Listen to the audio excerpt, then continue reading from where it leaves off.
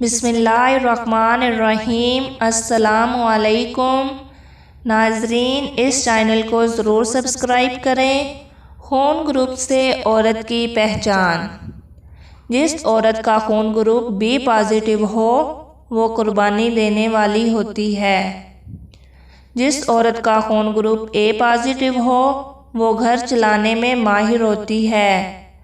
जिस औरत का खून ग्रुप बी नेगेटिव हो वो खुद गर्ज होती है।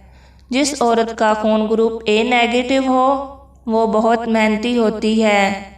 जिस औरत का खून ग्रुप ओ नेगेटिव हो वो छोटी सोच की मालिक होती है। जिस औरत का खून ग्रुप ओ पॉजिटिव हो हर एक के काम आने वाली होती है। मज़ीद अच्छी वीडियोस देखने के लिए मेरे चैनल को लाजमी विज़िट करें। अल्लाह हाफिज़।